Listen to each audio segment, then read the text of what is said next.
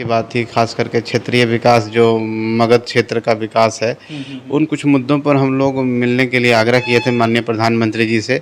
और हम धन्यवाद देना चाहते हैं माननीय गृह मंत्री आदरणीय अमित शाह जी को कि उन्होंने एक टीम बना करके हम लोग से मिलने का काम किया, हमारी बातों को सुना। आप बहुत अच्छी तरीके से उन लोगों ने इस पर विचार किया और आश्वासन दिया कि आगे जाकर के हम इस पर आपकी बातों को रखेंगे प्रधानमंत्री जी के समक्ष, और जैसा होगा फिर आपको सूचित किया जाएगा। देखिए, बातचीत आप वो एक और मांग को लेकर थे, लगातार बातचीत हो रही थी, चर्चाएं जोरों पर थी कि भारत रत्न को लेकर, इस मांग को आपने उठाया था क्या उधर से? जी जी, भारत रत्न कभी मांग हम लोग जननायक कर्पूरी ठाकुर जी का और दशरथ मांझी जी के भारत रत्न देने का मांग किया, और हमारी पार्टी का एक एजेंडा है कि उनको मिलना चाहिए।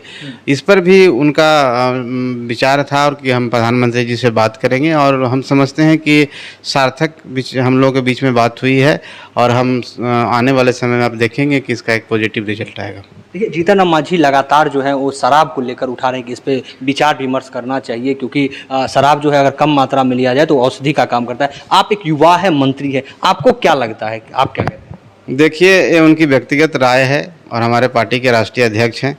जहाँ तक मेरा मानना है, बिहार में पूर्ण शराबबंदी है, और शराब किसी भी रूप में हम समझते हैं किसी व्यक्ति के सेहत के लिए हानिकारक है।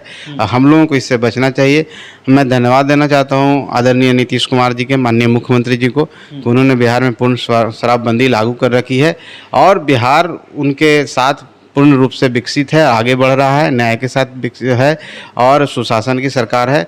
हम नहीं समझते हैं कि ये सब चीज़ों की कोई ज़रूरत है बिहार में। बिल्कुल। आज जेडीयू के एक विधायक थे शशि भूषण हजारी, कुशेश्वर स्थान से, उनका भी निधन हो गया है, दिल्ली में उन्होंने आखिरी सांसें ली। जी जी, जानकारी हम लोग को सुबह मिली है। हम लोग को पूरी संवेदना है उनके परिवार के साथ, और एक अपूरणीय क्षति है राजनीति में। वो युवा थे, 4 बार के विधायक थे, बिहार को कुछ दे सकते थे, लेकिन भगवान को ही मंजूर था। हम यही आपके चैनल के माध्यम से उनकी आत्मा को शांति के लिए भगवान से प्रार्थना करेंगे। एक आखिरी सवाल है, केंद्रीय मंत्रिमंडल का विस्तार होना है, क्या इस संबंध में भी कोई बातचीत हुई अमित शाह से?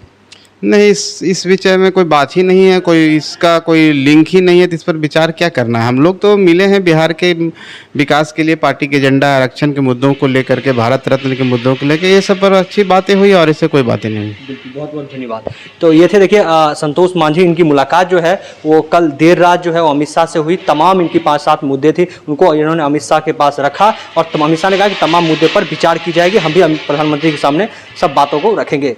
फर्स्ट बिहार के लिए अमित चौधरी की रिपोर्ट।